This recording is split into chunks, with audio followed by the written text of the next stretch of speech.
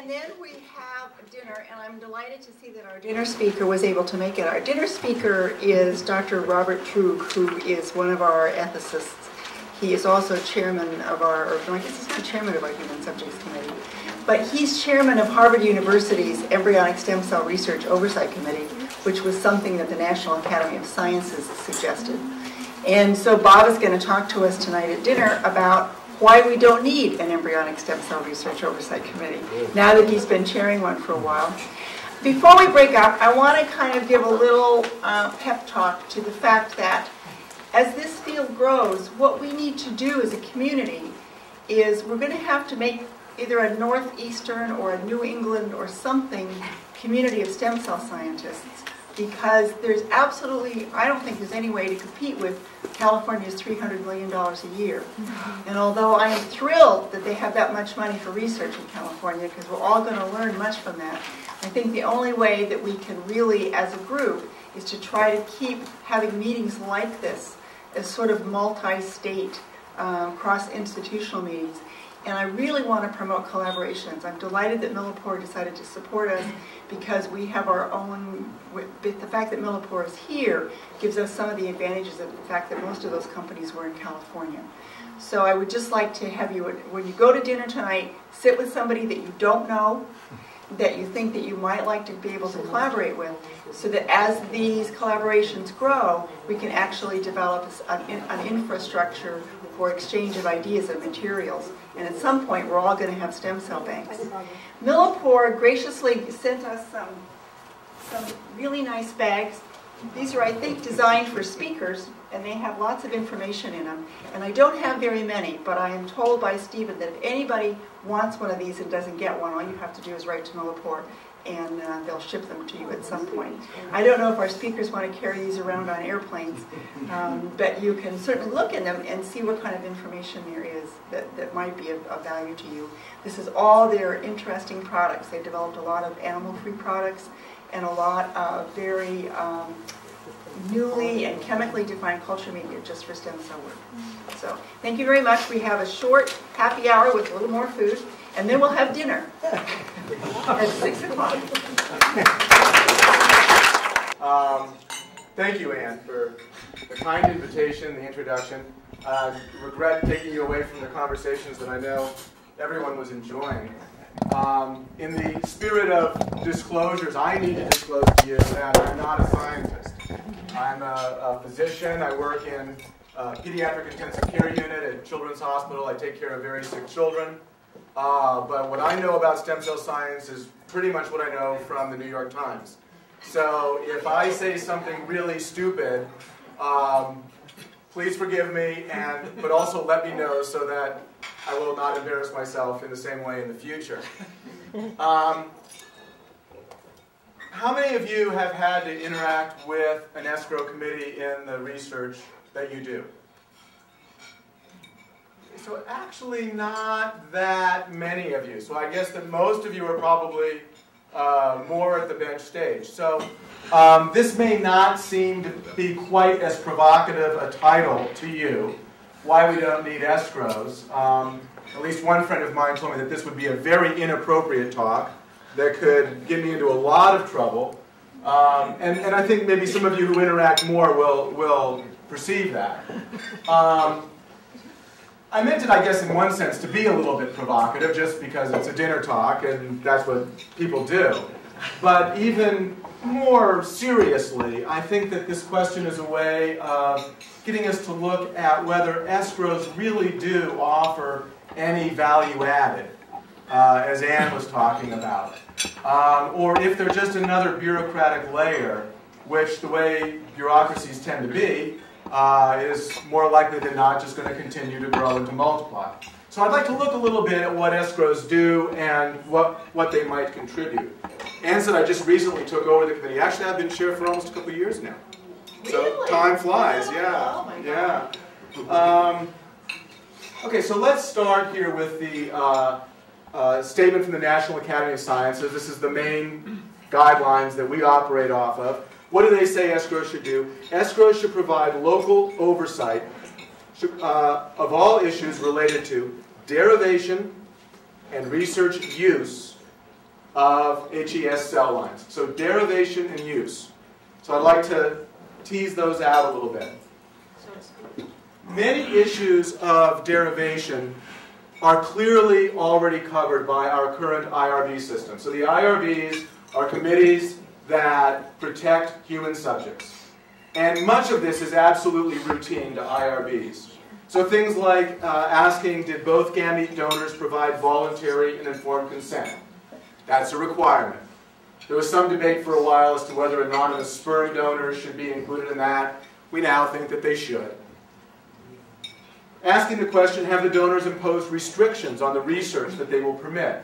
So early on in stem cell research, there were some problems where the consent forms said that the stem cells would say only be used for diabetes research. And now what are we going to do when somebody wants to use them to research another disease? So again, it's an IRB type of issue.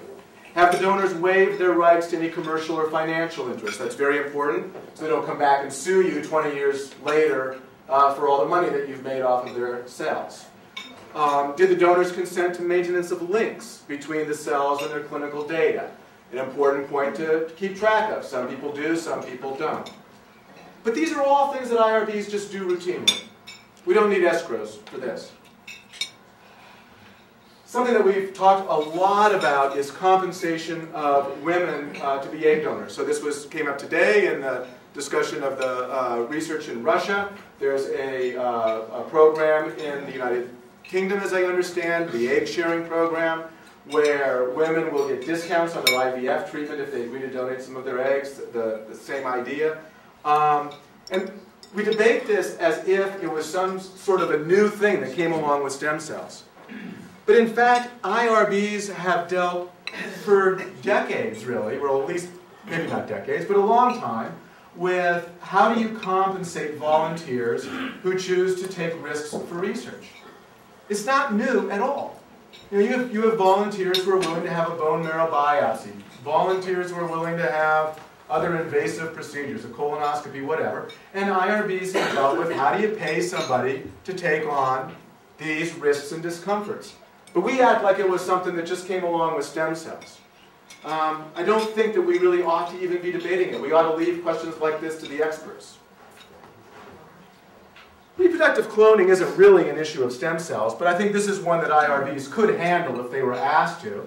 I think IRBs would say that we shouldn't be doing reproductive cloning, not for any abstract theoretical issues or philosophical issues, but because of the unfavorable ratio of risks to benefits for the subjects that would be involved. And then, as you all know, here in the United States, we have this very bizarre financial issue where federal funds cannot be used to derive new stem cells. And so that creates all sorts of accounting problems. But here again, you need to be careful, you need to have smart accountants, but this isn't something that you need to have a new committee for.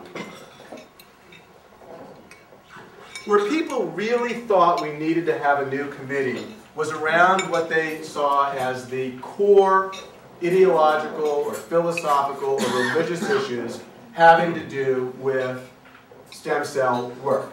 And it really comes down to the moral status of the blastocyst. And a derivative of that is, depending on what you think about the moral status of the blastocyst, that's going to influence how you feel about the creation of blastocysts for research purposes. Now, I don't want to diminish the importance of this issue. I think for many people it's profoundly important. But it's useful to look at the history of this. Before we had stem cell research, we had IVF clinics. We had excess frozen embryos. They were being discarded. And there really was very little, if any, discussion about the ethics of that. It wasn't until stem cell research comes along, and now the question comes up, are we going to destroy this blastocyst for research purposes, as opposed to for no purpose at all, that it emerges as a huge issue. Now, again, I want to be respectful about this, I sincerely do. But I honestly don't think that the issue of the moral status of the blastocyst is at the core of this for people who care most passionately about it. I think it's largely serving as a proxy for very deeply held positions about the abortion debate. And if you feel one way or another about abortion, it kind of commits you to feeling one way or another about this blastocyst. And I think that that was one of the big reasons why people thought we needed to have escrow committees, was to deal with this. But it's been kind of a paradox, because I don't think escrows really do deal with it. Think about it. What if on my escrow, if we had a bunch of people who thought it was not ethical to destroy a blastocyst for research purposes? We wouldn't be able to approve any protocols. And so, I don't think it's really problematic at a private university like Harvard. Harvard has taken the position that this research is ethical. The provost appoints the committee. And if if there's a bunch of people on the committee who don't think that this should be done, he's simply going to take them off and put on people who do. And I think that's legitimate. Harvard has a right to do that. It might get a little bit dicier when you're talking about public institutions funded with public money, where you might presume that these committees ought to be populated in a more democratic way. I'm not sure they've actually thought that through. But here, the point of this slide is that people say, oh, there's a really serious ethical issue here. Yes, there is. That's why we need escrows. Okay. But the fact is, escrows don't really consider it. They take it as a premise that, at least under some circumstances, this kind of research is ethical. Mention what I think is a looming big problem, and that is be regulating. Are they regulating embryonic stem cells or any sort of pluripotent cell? And there's already confusion about this. The National Academy of Sciences guidelines say that it's embryonic cells from either donated blastocysts or SCNT, but the international guidelines and the California guidelines say that we should be regulating all pluripotent cells. And I think this could be a huge mess, because, again, I'm just reading the New York Times, but it sounds like this reprogramming of fibroblast things is likely to take off. And you're going to have to regulate all of this activity. And, I'll ask you, can you think of any ethical issues that come up from deriving pluripotent cells by reprogramming fibroblasts? I can't think of any. Why would we want this committee to be spending a lot of time thinking about something that, to me, is a complete non-issue? So that's derivation. Let's talk a little bit about the way that we oversee the use of stem cells. ESCROs spend a lot of time worrying about the cells that come into the institution. And one of our jobs is to determine what's called the provenance of the cells. Where did they come from? Did the donors give permission? Were they paid? All of these kinds of things. This is called determining the provenance of the cells. But as Doug Melton said to me on one occasion, he says, I just don't understand this. Throughout my whole career, I've been sending out cell lines, bringing in cell lines. We worry about basic things like, basic consent and stuff like that. But all of a sudden, embryonic stem cells come along, and it's like it's a whole new issue about issues that we've never thought about before. And I think he's right on this. In a way, these are just another cell line. Now, there's a few more things you have to pay attention to. There's a few more boxes that we need to check off and that sort of thing. But it's really just that. It's really just a few more boxes. It's not like there are some huge new ethical issues that are created by this new type of cell line. I'll give you an example of, I think, some of the confusion that surrounds this.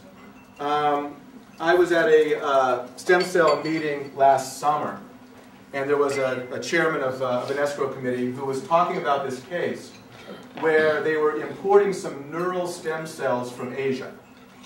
And these neural stem cells had been derived from embryonic stem cells in Asia, and now were coming into the United States. And so, I said, well, why did your ESCRO need to review this? And he said, On off the wire. My son's going to hear about this. He said correctly. He said correctly, we need to review this because ESCROs are required to review any stem cell derivatives. And these neural stem cells are stem cell derivatives, so therefore we need to review them. And they're coming from Asia, and we know what happened in South Korea, and how do we know that this was really voluntary consent? And so it's really important that we review them. And I thought about that, and I said, well, okay, but let's imagine, instead of the case you described, imagine you're importing neural stem cells that came not from embryonic stem cells, but instead came from the ground-up brains of executed prisoners somewhere. Now, certainly there would be big ethical issues to that. But the fact that they came from something that wasn't an embryonic stem cell would exempt them from ESCRO review. So it's kind of nutty, isn't it? If we're worried about the ethics of where these cells are coming from, as I think we should be, why would we worry about this one and not this one? The focus on embryonic stem cells kinds of skews the screens or the filters that we use to decide what is important, what do we need to be looking at. Where I really want to focus, though, for the rest of the talk is on chimeras. And I understand I missed an important talk this morning from Jose. So if I'm repeating ground or something, please tell me. I do think, actually, that there are some pretty interesting issues around the development of chimeras. And go back here to our president who said to the Congress last year, "Tonight I ask you to pass legislation to prohibit the most egregious abuses of medical research, which include creating human-animal hybrids." Now, I mean, what he meant to say here was chimera, but so let's give him the benefit of the doubt. But you can imagine also all of the people sitting at home with porcine heart valves who must have been terrified about what his views are, because of course there are chimeras too. Now, we know that that wasn't what he meant, if he, in fact, he knew what he meant, but... no, I actually like doing it, like walking. So what are the issues with chimeras? Let me put it to you this way. We want to confer human characteristics on animals so we can learn more about human diseases. We need to work on animals, however, because we need to do things to them that would not be permitted on humans. And so the conundrum here is that the more successful we are at A, the more we jeopardize the permissibility of B. The more human they become, the less okay it is to be doing these things to them. Or as I thought one person put it very well, when should you be going to the IRB instead of the IACUC for permission to do the research? When does that animal become so much like a human that you need to switch the committee that you're using from the animal welfare to the human rights committee? So what's the IACUC? IACUC is the Institutional Animal Care and Use Committee. So it's the committee that's committed to animal welfare. IRB is the Institutional Review Board. Sorry, when you use these words every day, you forget that not everybody does. Sorry.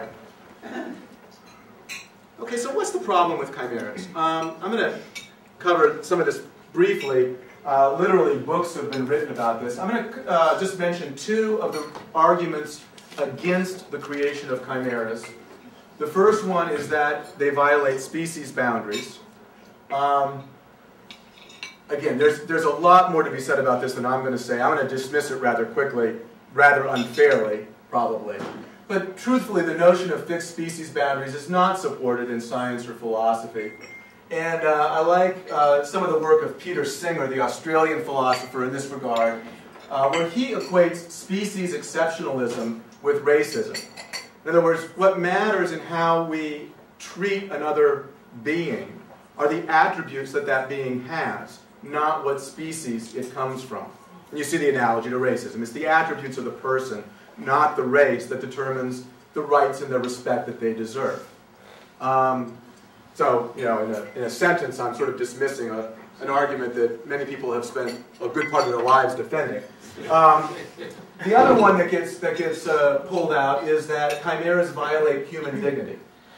And if you think that human dignity is some constellation of characteristics, like capacity for moral agency, self-awareness, empathy, high-level emotional and cognitive functions, then the argument would be that to give these to an animal violates human dignity. But I would ask you to think. I mean, imagine that tomorrow, because of some fluke or miraculous scientific event, a chimpanzee is born who has all of these characteristics: self-awareness, high-level emotional and cognitive functions, and the chimpanzee is here. Are we going to be offended? Is our human dignity offended by the fact that this chimpanzee has these functions? I mean, that doesn't seem quite plausible to me. I'm not going to feel worse because another species has these qualities. I am going to treat that organism differently. I'm going to treat that organism with the rights and respect that I would probably typically treat my fellow human beings. But it doesn't affront my human dignity, it seems to me. Where do I think the problems really are with chimeras? I think there's three issues. The first one is this issue of physical appearance.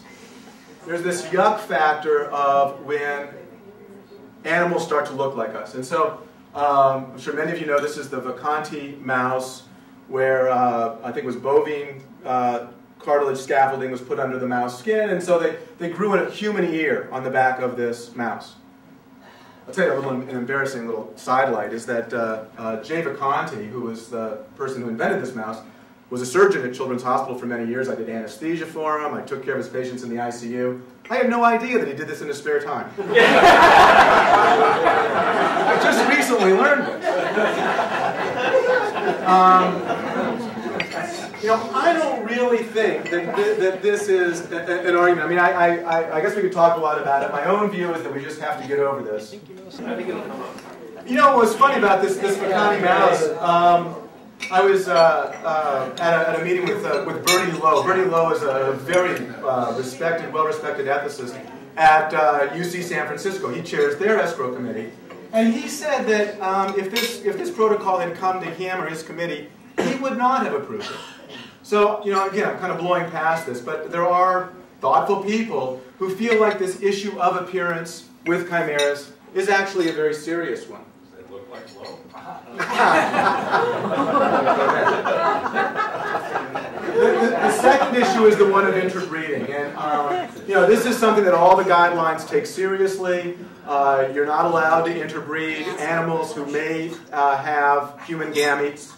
I kind of think it goes back to these very primal fears that we have that, you know, probably go back to when we were cavemen about the centaurs and other things. But I do think we deal with this very easily by just prohibiting interbreeding. The third, and the one that I think is the most important, is this question about brains and do they think like us? And you know, some people would say, well, you know, it's not really just brains. I mean, it's any sort of organ that the animal might get from a human. And I would disagree. I think it really is brains. And this is the example that I think of in that regard. As I'm sure you all know much better than I, there was this mouse created, the skid-hue mouse by Weissman back in the 80s, which is a mouse which has the complete immune system of a human being. So the entire immune system is transplanted into the mouse. And you know, so here is a whole organ system from a human now in a mouse. Really raised no ethical concerns. Didn't even come up. Even though the immune system does have some characteristics that are similar to the nervous system, you know, the memory, the ability to learn, things like that. And yet it wasn't an issue. I think that this is really just about, the concerns about chimeras are just about the issue of putting human cells into their brains. And let me just, I know you had the talk on this morning. These are just some of the work that has been done. Human embryonic stem cells injected into chick embryos, differentiated into neurons and penetrated the CNS. Human neural cells engrafted into primate brains and regions associated with Parkinson's. And then a well-known study by Weissman, Uchida, and the Stem Cells Incorporated, where they injected human neural stem cells into the ventricles of skid mice. And they found that they migrated, they integrated, they differentiated, and they ultimately made up about 1% of the neuronal population in these mouse brains. Now, all of this research predated ESCRO committees. So this would have had to go through ESCRO committees if they were around at the time. They weren't. But now research like this is going to have to pass through an ESCRO. And so I want to mention 3 experiments to you, and at the end we're going to talk about these. This will be the discussion portion of our dinner conversation here. The first are 2 thought experiments that were proposed by Weissman at Stanford. These were never actually written up as formal research proposals, but he gave them to the Stanford ethics group and said, what would you think if I was serious about this? And so the first one involved a strain of mice that, I don't know anything about this except I'm going to tell you, is that their cells, their neurons in the cerebellum drop dead a few days after birth. They're programmed to die a few days after birth. And that makes them sort of a model of Friedreich's ataxia, which is a cerebellar loss. And he was going to propose, hypothetically, injecting neural stem cells into the mice just before these mouse cells, these mouse neurons die, to see if they would migrate to the cerebellum. And a really great part of this experiment is you might actually be able to see if the cells were functioning, because they might contribute to balance and coordination and the things that cerebellar cells do. That was number 1. And then the second one he proposed was very similar, but this is a mouse model where all the mouse neurons die shortly after birth. And he was proposing, again, injecting embryonic stem cells or neural stem cells and creating basically the equivalent of the skid-hue mouse that he'd invented for immunology research, basically creating the exact equivalent of that neurologically. So it would be a mouse whose entire nervous system was made up of human cells. So he kind of gave this to the Harvard ESCRO group. I'll tell you what they said later after I hear what you have to say about it. These were hypothetical. Probably one of the first experiments like this that ever actually came to a real ESCRO came to the Harvard ESCRO this past summer. And it is a proposal from Kevin Agan's lab. And before you cover your eyes, I can say you all have permission to see it. He's allowed me to use the protocol. It's not secret. I brought a copy up here in case you have any questions about the details. But very briefly, what he wants to do is to inject between 10 to the 2nd and 2 times 10 to the 6th human embryonic stem cells into mouse embryos between embryo day 9 and postnatal day 2. He wants to inject them into the posterior portion of the neural tube or the embryonic spinal canal or the spinal cord, depending on the developmental phase of the mouse. And the reason for that is to try to minimize incorporation of the cells higher up in the brain. And what they wrote in their protocol was, if we find that the contribution of human embryonic stem cell derived cells is more than 1% in the cortex, amygdala, hippocampus, or regions of the limbic system, we will reduce the number of cells injected and immediately consult the ESCRO. So this was the protocol that came to us originally. So we're going to come back to these, but I want to finish my formal words here first, and then we'll do that. I want to say a little bit about, so why are we concerned about these creation of human-animal neural chimeras? I think it all comes back to, you probably read this book to your kids at one point, right? Stuart Little, right? I mean, this is what we all jokingly refer to. This is the Stuart Little problem. What happens if you come into your lab one morning and there's Stuart running around in his little go-kart around the laboratory? How are we going to prevent this from happening if it's indeed a problem? Now, when the National Academy of Sciences met to talk about this, there was a phrase that emerged from their deliberations. They said, we want to prevent animal suffering in a human sort of way. Now, to be honest with you, I've never heard this phrase before. I'm not necessarily saying it's the right phrase, but it's an interesting phrase to think about for a minute. Obviously, we don't always prevent animal suffering in research. Animals do suffer in research. But there's something special about the way that humans suffer that we want to prevent. Humans have self-awareness of their condition. They're able to remember past suffering. They're able to anticipate future suffering. And for some reason, we think that this is really the problem. And this is what we're trying to prevent. And in that regard, it's kind of interesting. It turns out that we might not be very good at determining this. There's this point that came up in the NAS deliberations that I could vouch for as an anesthesiologist. Until 1984, only 5% of neonates received anesthesia for surgery. So they were paralyzed, but they didn't get any anesthetic. And I started my residency in 1984, and this was just as that practice was changing. And there was this view that they, I think, couldn't suffer in a human sort of way. They were not self-aware as newborns. They weren't able to remember past sufferings, anticipate future sufferings. Now, of course, today we view this as horrendous. I mean, I cringe to think that, had I trained a couple years earlier, I might have done this. And yet, I think this does kind of maybe enlighten a little bit how we might think about animal suffering as well. Now, if we were worried about this, what kind of behaviors would we look for? We had a half-day symposium at Harvard this last summer, and we talked a lot about this. And in many ways, we got nowhere.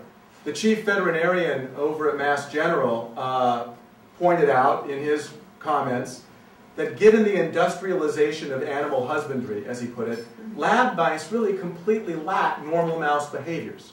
You're not really going to be able to look at these mice and determine if there are behavioral changes. Furthermore, there's probably 1,000 to 1 chance that we're more likely to screw up their brains and create deficiencies than we are to actually enhance their brains. Nevertheless, if enhancement occurred, we don't really know what it would mean. Maybe it would be a benefit to the mouse, but it could also very likely be a source of suffering, to somehow have capabilities and no way to deal with them. But we weren't able to make a whole lot of progress on how exactly to look for this. And in this light, I was pleased to see this article that just came out in Cell Stem Cell from the International Society of Stem Cell Research, which the title of the article is Ethical Standards for Animal to Human to Animal Chimera Experiments. And they were talking about how should we monitor these animals. And they said, I think wisely, committees, that is ESCRO committees, should avoid data collection for the sake of data collection, with the meaningfulness of the data to be determined later, or translating uncertainty into tests and additional procedures whose materiality is not well grounded in scientific knowledge and inference. And then, saying it again, no single test, such as the percentage presence of human-derived cells in the brain, should be necessarily required unless its functional link to pertinent physical or mental qualities is either demonstrated or is consistent with scientific knowledge or scientifically reasonable inferences concerning whether, in the context of other data, it will be a valid predictor of sentience or consciousness. So, I mean, I think they're calling a spade here, you know? We really don't know what we're looking for. ESCROs should not be demanding just broad acquisition of data without having some idea of what we might be looking for and what we might find that would tell us, oh, we should be stopping. So keep that in mind. I'm nearing the end of my comments here. I want to kind of wrap up with where I've been. Again, I think IRBs are really best prepared to manage all human subject issues. I think that the IACUCs, the animal welfare committees, can assure that animals with human gametes do not breed. I think that finance departments can make sure that all of the accounting is done correctly. So what's left for the ESCROs? And I would submit, again, somewhat provocatively, don't take me too seriously here, I would submit to you that really all that is left is this issue of overly humanizing the animals that we're working on. When do they acquire characteristics that we think have crossed the line? So what we really need, is a committee that will assure that animals do not suffer in a human sort of way. So what kinds of things could we do to animals that might make this happen? Well, we could inject them with human embryonic stem cells. We could inject them with neural stem cells into their brains. But we could do lots of other things. We could do genetic interventions. We could give them various pharmaceutical agents. Or, stuff that's being done now, we could create cyborgs. And we could put computer chips into their brains. Or we could create interfaces between their brains and computers. All of these things, I would suggest to you, have the potential to enhance or change the way that these animals think that could contribute to their suffering in a human sort of way. So here's kind of my summary point on this part, is if this is what we're really worried about, then what we would want is a committee that would be willing to look at all of these things, right? Not somebody that just looks at stem cell issues. So my kind of way of putting it all together is I think that ESCROs are actually kind of an historical accident. I think they emerged in the context of an ideologically driven federal government where we had to at least say that we were looking at certain ethical aspects. So that kind of had to happen. And ESCROs did provide assurance that these fundamental ethical issues were being addressed, but as I've tried to say to you, I don't think we actually address them at all. I think we kind of take them as givens when we begin our deliberations. ESCROs provide a mechanism to connect the dots between various committees. It's kind of a small point, but since much of this work does involve IRBs, IACUCs, these are committees that aren't used to working together, ESCROs kind of provide a way for everybody to talk to each other. But, you know, that's not a core function. What I'd like to say is that the unique questions that are raised by human neural chimera research do require special expertise. This ability to somehow begin to think about and learn about how we're going to know if animals are suffering in a human sort of way. But here, I don't think ESCROs have any particular expertise to deal with this. And in fact, I think the best solution was that this should become an enhanced function of the animal welfare committees that already exist, because this is, in fact, a question of animal welfare. So, with that, do I really think that ESCROs are going to go away anytime soon? No. But do I really think that there's much that we're doing in terms of value added? No.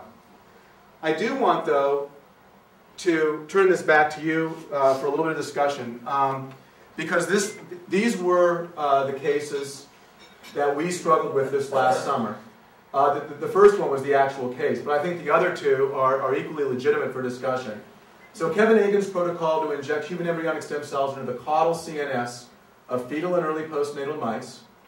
We have Weissman's proposal to inject neural stem cells into mice who experience programmed death of their cerebellar cells shortly after birth, and then his proposal to create the neural equivalent of the SCID-HU mouse, a mouse that has all human neural cells. So if you're on the ESCRO committee, and let's take Kevin's protocol first, just because it's the most concrete. What do you do? Do you say yes, do you say no, or do you say maybe with conditions?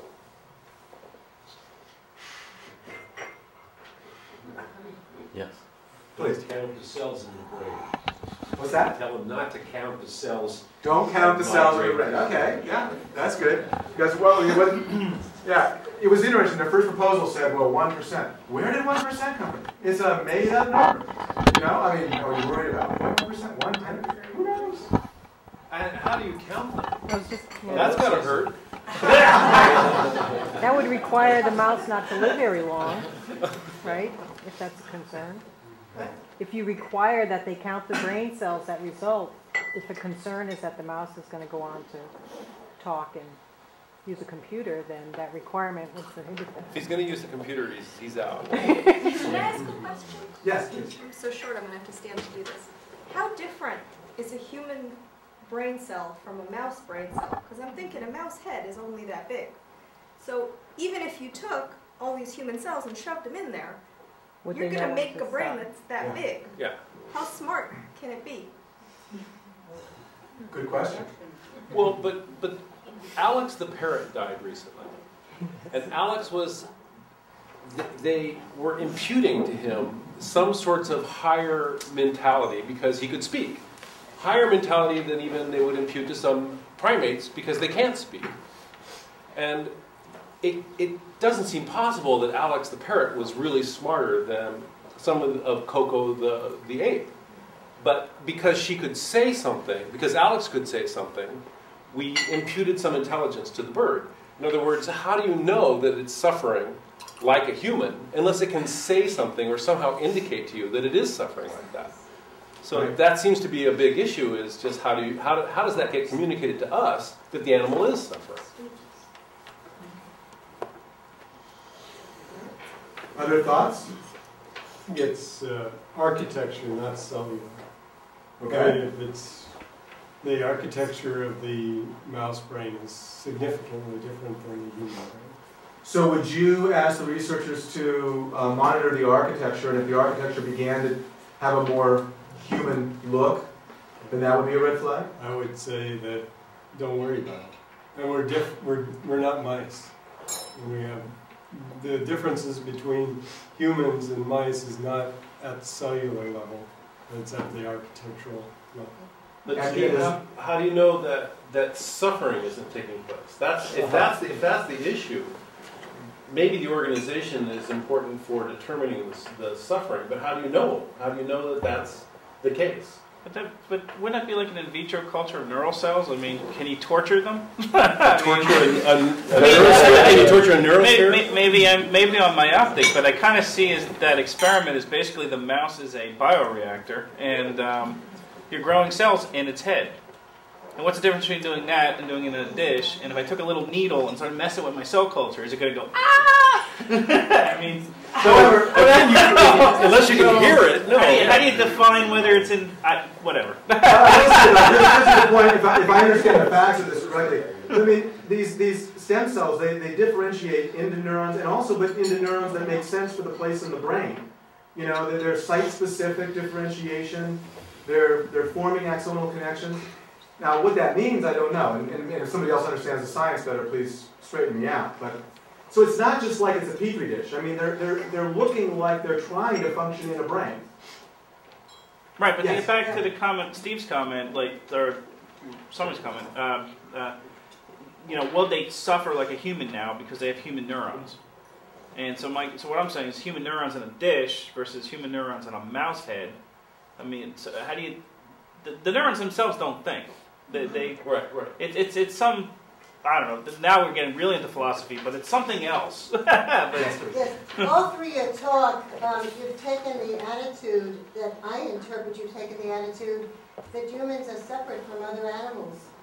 But some of us don't believe that. Mm-hmm. Some of us believe that humans are just another animal, that we just happen to be at a higher plane in the evolutionary order of things, and that maybe you can't have these distinctions.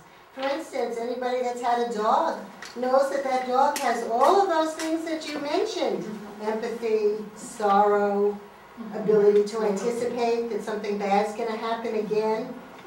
And so I personally would approve all of these. Would not? No. Would approve all of these. Well, no, I have to. I don't see that human beings are in a separate, special. Right, so actually I completely agree with you. So if I gave that impression, I was a misimpression. But that leads you then to think that if we are all on a spectrum, then we probably need to be treating animals more like humans, not less like humans.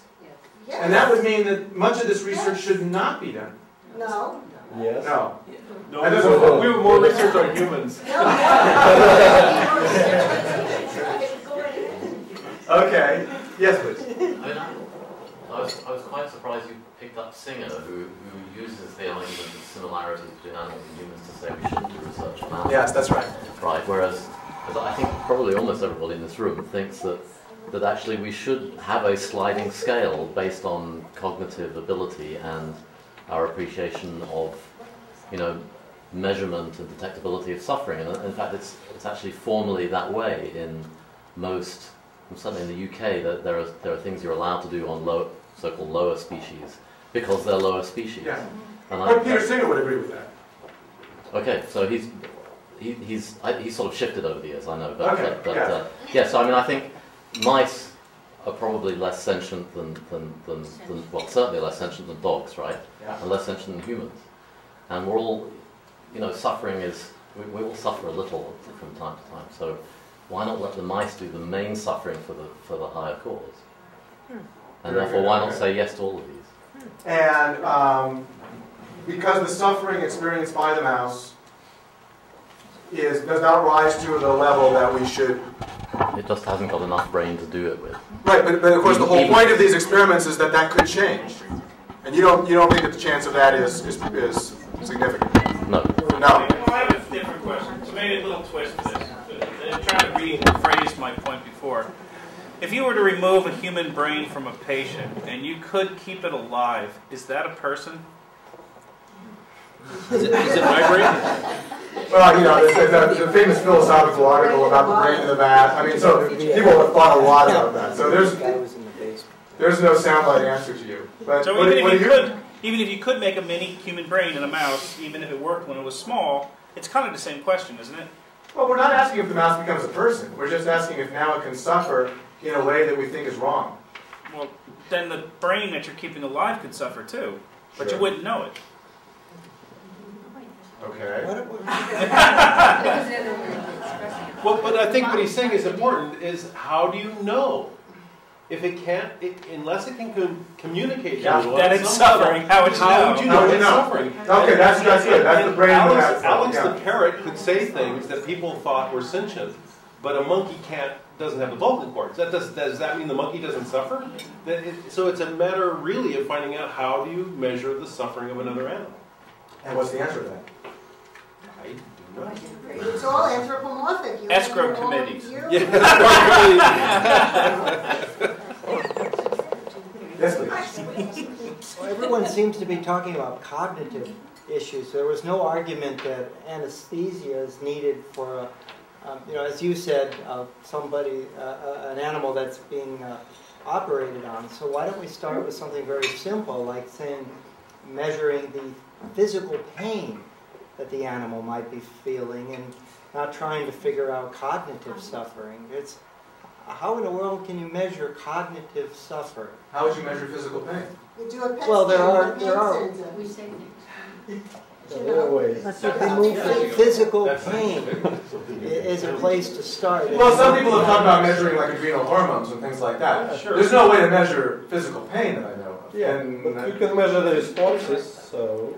You look at the amygdala. So this mouse is now born with this human neurons and is suffering because of some increased awareness of himself but not able to express it. That's not pain in the way that we normally think of it in the experimental context. I mean, actually, there are assays. There are many assays for pain. Yeah. There are some pain research. Things like putting a rodent. Sure, with the hot plate kind of thing. Yeah, but we're talking about a different. Are we talking about a different kind of suffering here? We're not talking about hot plate type of pain. Yeah. We're talking about this almost existential type of pain. As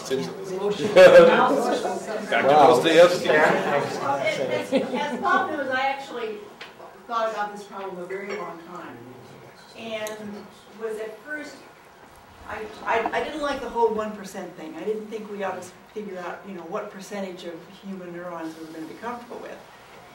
So I finally decided that we had to make the decision as a committee that yes, you can create a mouse brain that's entirely human cells. And I've come to peace with that. But what about a sheep?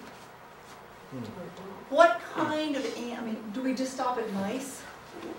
Do we want to create a sheep with a human brain? I don't think anybody wants to create a rhesus monkey with a human brain, or a chimpanzee. But is it a human brain? Well, if you can do this, that's right, so why not? So do we want to just call this okay for mice, and maybe rats, and maybe George Bush, and maybe guinea pigs, or do we want, is there a, I don't like the slippery slope concept, but how comfortable would you be if you thought that at Roslyn they were going to be able to create a sheep that had entirely 100% human brain cells? I raise sheep, I don't care about sheep. I'm not worried about that. But the rhesus monkey is a good point, but I guess further pause for me would be a great ape. Because again, I think the architecture is getting closer to the human. But is that good or is that a problem? I think it's a problem. It gives me pause. Especially a great ape. Depends on who they vote for. Maybe the experiments. Steve, if you had 50 chimpanzees that had human brains, that you can Human now neural study cells. that you can now study Alzheimer's.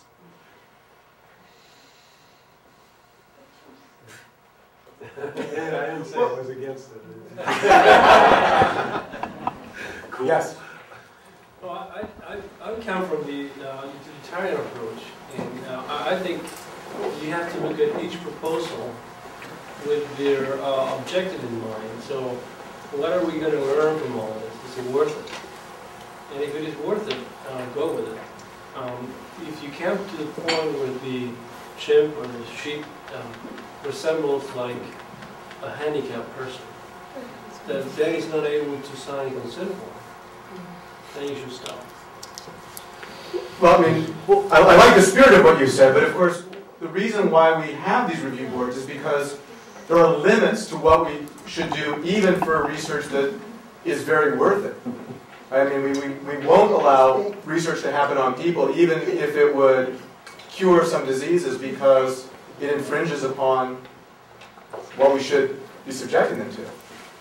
Right? And the same would be true for animals, wouldn't it? Yeah, why the same for the animals? Well, it isn't. I mean, the consent forms and the Nuremberg principles and all these things are for humans only. Yes, and in fact, the Nuremberg principles say, please do your studies on animals first. Yes. Don't do it on humans first. And never do anything to humans that you couldn't first do on animals. And so it's... But there's limits to what we can do on animals too, right? What? There's limits to what you can do on animals as well. Yeah, that's not from that stuff. I mean, no, it's not from Nuremberg, but there's certainly, but we have other guidelines that tell us that there's limits to what we can do to animals. Right. Okay. But it's not. But you know, some of us started before IACUCs were in place. Yeah. And so what did you do? Same thing I'm doing now. Good. I'm glad to hear that. Actually good. Maybe we don't need IACUCs either. Right. Okay, over here, and I don't want to keep people too late, so we'll. Just a question. I wonder what the ESCRO decision has anything to do with legal issues. For example, the question from Kevin Egan and from Weissman in California and Massachusetts legally allow you to use non-NH registered ESR lines. What about in other states like Minnesota and Wisconsin? You are trying to use the non-NH approved ESR lines. And what the ESCRO committee decision differs from other states? So it's a great question. And you know, with regard to things like compensating egg donors and provenance of cells, there are differences in state laws. And so we work very closely with the Harvard Legal Counsel around what Massachusetts laws apply. I can tell you with regard to this, I'm 99.9% confident there's no laws that say one way or the other. So this really does come down to the decision of the ESCRO committee. So how about comment over here, and then let's do a little vote. I hope this isn't too complicated, but maybe there's a circularity to this. We kind of assess the suffering of animals as well as humans by responses and how we, the degree to which we can closely identify. So in a way, they can communicate to us their degree of suffering. Now, the proposal here is to do something to an animal, and we're extrapolating to, chimeric chimps, to the point where they might be suffering in a human kind of way. If they can be that human, then they would have to be able to show us that they're suffering in that kind of way. The criterion for the suffering has got to be ultimately measured in the way that they can. So would you say that same thing about newborns? I think there's an operational separate category for newborns. In fact, also for handicapped people who are in a sense disabled. That although philosophically you can't necessarily rigorously put them into the same pot as other humans, sort of operationally and legally and sort of formally, you have to classify them as a human, and humans are special and different in all their manifestations, right? Because that's not ambiguous. But I don't know how you classify that. So you're a speciesist. I'm a total speciesist. Yeah. Suppose if the chimpanzee weren't suffering, if you went in and said, "Thank you very much for giving me a human brain," then it would be okay. What are you going to do to them?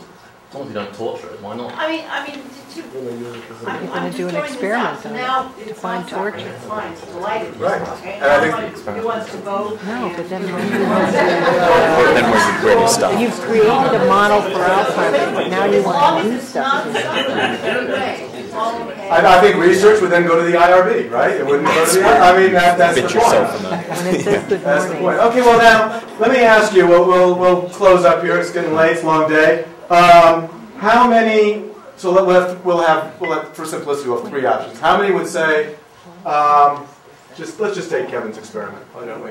So we've been talking about it. How many would say unqualified yes, just go ahead and do it? How many would say an unqualified no? And then maybe if there are those of you who want to see some sort of monitoring, then you can tell me what that is. So how many unqualified no? This research cannot go on. 0. This is not a representative group. How many would say an unqualified yes? Yeah. Okay. And then how many would say yes, but I want you to look for something? And what would that be? I want to say yes.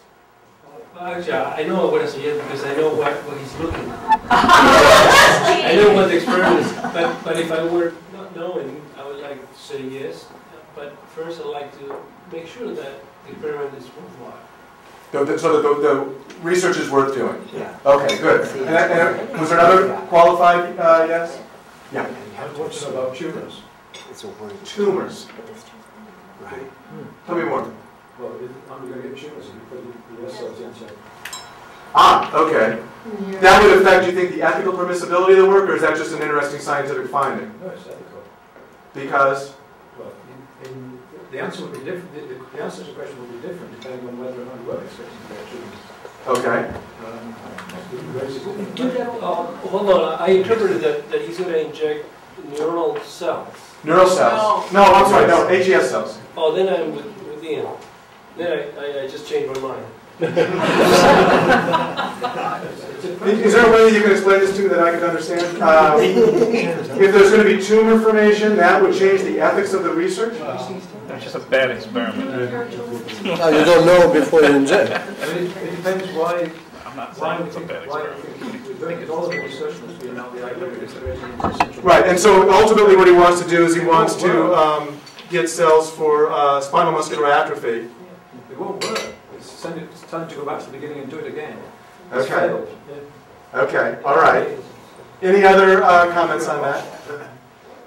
I think what he was asking, or you told us, that when you injecting ES cells into the animals, when you're founding something, let the molecule argue with the human. Yeah. And telling you what to do, then you say, oh, I need to tell the ESCRO committee. Okay. Well, why don't, this will be sort of the big letdown of the evening for you, because I'm going to tell you what we thought about it as our ESCRO. So we devoted 3 full meetings to this protocol, and we had a half-day symposium. We brought in people from around the country, a lot of talk. Well, so she I mean, look at it. I'll say for myself. I mean, this seems like it's really important research. It's a huge question creating these chimeras. Obviously, we have to be looking for something. But the problem is, the more we talked about it, the less idea we had of what we ought to be looking for. What would be something that would be a problem? And so we ended up saying something that was almost completely empty, which is, this was my comment back to Kevin. The committee is prepared to approve your research involving the injection of human ES cells into the CNS of embryonic mice, provided only that the mice are sacrificed before reaching term gestation. That took away any sort of behavioral issues. We understand that you will collect data on the migration, differentiation, and penetration of these cells into the CNS of the mice. But we decided we had no basis for saying anything beyond that.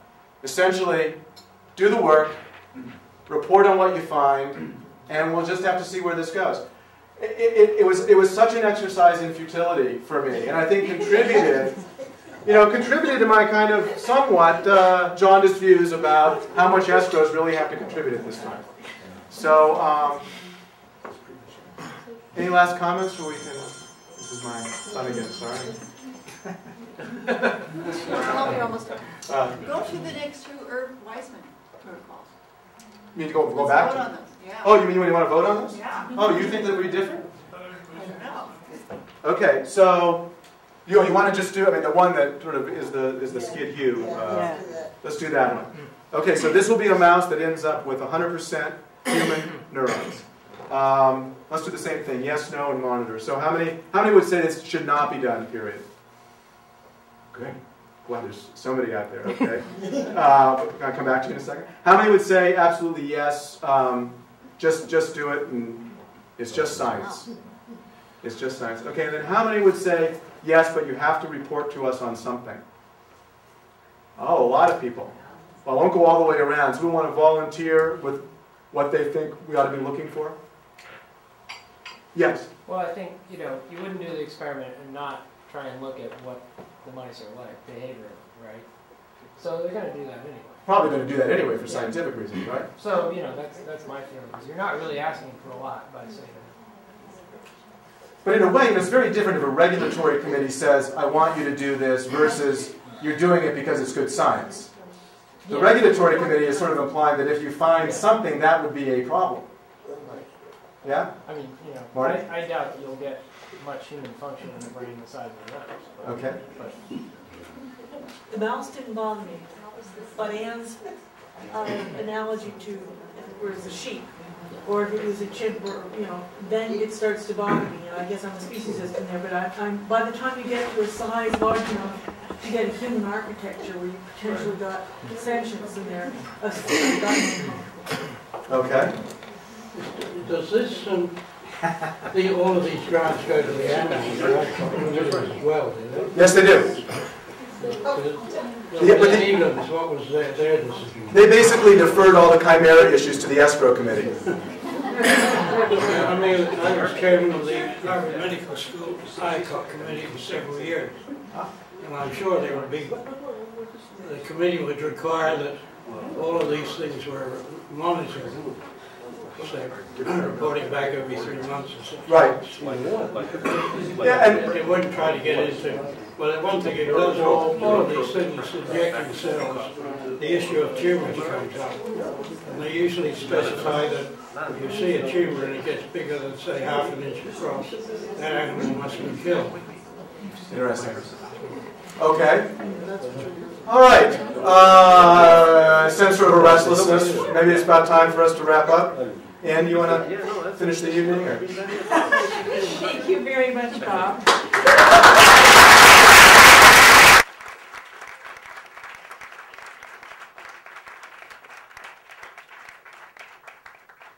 I want you to all go home now and decide whether or not you want to wake up someday and find a whole flock of sheep that want their rights, holding picket signs.